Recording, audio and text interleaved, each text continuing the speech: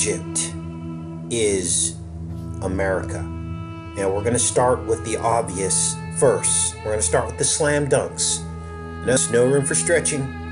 It is what it is. This is the Nile Delta of Egypt and its ancient cities.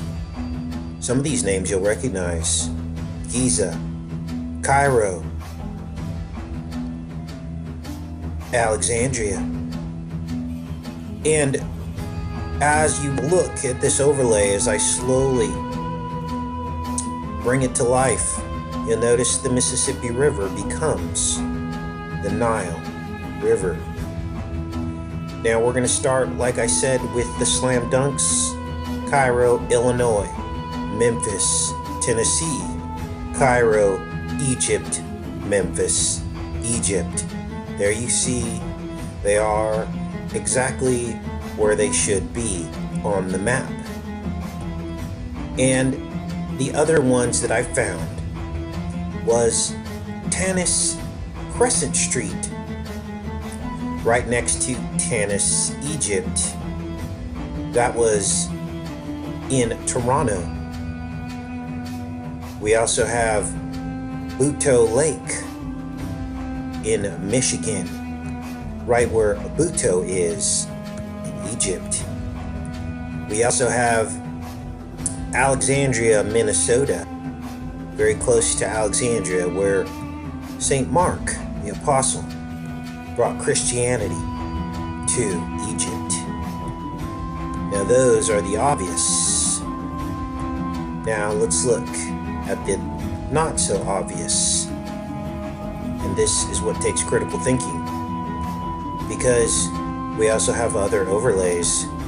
As you begin to look at this, you see Mississippi becomes Maydom, Louisiana becomes Lehum, May, Miss, Lay, Luz, and Heraclopolis becomes Houston.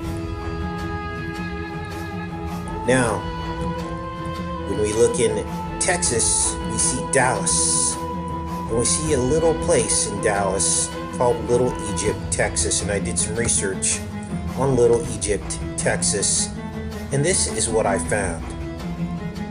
You see, the big joke is that none of us were ever free. We were just sold into a different kind of bondage: the dollar. Yes, dollar. We've never been free in this country.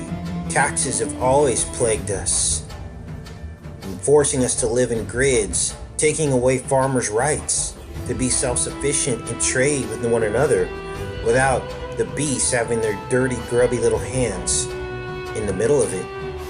This is Little Egypt, Texas, an African-American community in Texas founded after the Civil War. It was located within the Dallas city limits, north of Northwest Highway. Now I've mapped this out in Google Earth. It's 35 acres in size, and basically this town, they admit, was all about giving the freed slaves another place to go to.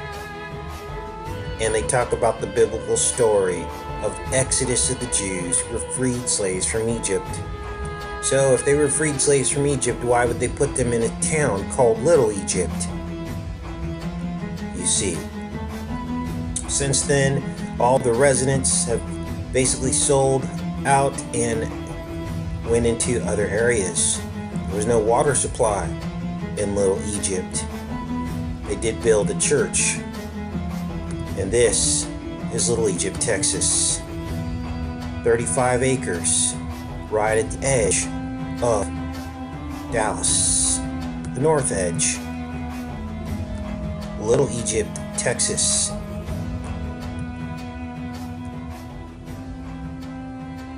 So I dropped this overlay of what Little Egypt used to look like. And here it is here. Some dirt roads, no plumbing. This is where the slaves lived. We thought that they were free, only to enter into another financial system that would enslave them all. And the final nail in the coffin. Where are the pyramids, Casey? On the map.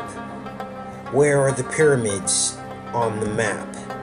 They are almost exactly where they should be, at Monk's Mound, in close proximity to Giza, as you can see here. And in fact, Monk's Mound is roughly the same size at its base as the Great Pyramid of Giza. And there you go. You can't make this up. You can't stretch this. It is what it is. And this is the truth.